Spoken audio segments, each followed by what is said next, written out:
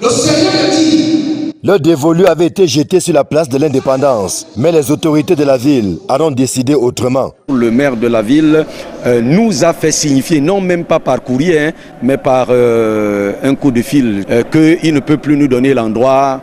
Bon, mais je ne sais pas si c'est comme ça que l'administration doit fonctionner, parce que le dossier qui est traité depuis le 3 octobre et puis on n'a aucune réponse, on s'est préparé, on a mobilisé des personnes qui doivent venir de partout pour que 2 ou 3 jours après qu'on apprenne que l'événement ne se tiendra plus. Malgré cette frustration qui est restée en travers la gorge, les leaders religieux ne sont pas tombés dans le piège du découragement. Au contraire, ils se sont laissés aller à ce qu'ils savent faire le mieux, à savoir prier pour le Cameroun. Malgré qu'il y ait ce recul de partie du milieu public pour être dans une salle, nous montons en puissance. Parce que notre audience est reconnue. C'est peut-être elle qui peut effrayer des gens de quoi que nous pourrons mettre en insécurité même la nation. Non.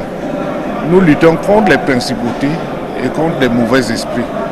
Et nous voulons promouvoir ce qui est bien et agréable pour ce pays, le Cameroun. Nous voulons interpeller tout le Cameroun à l'unité. Nous avons pendant tout ce programme prié pour faire descendre tous les pesanteurs socio-culturels, notamment le tribalisme, notamment les replis identitaires. Et nous voulons porter un message pour dire à nos frères du Nozo que nous sommes un. Quelles que soient les réalités qu'ils vivent, nous sommes un. Le Cameroun est un et indivisible.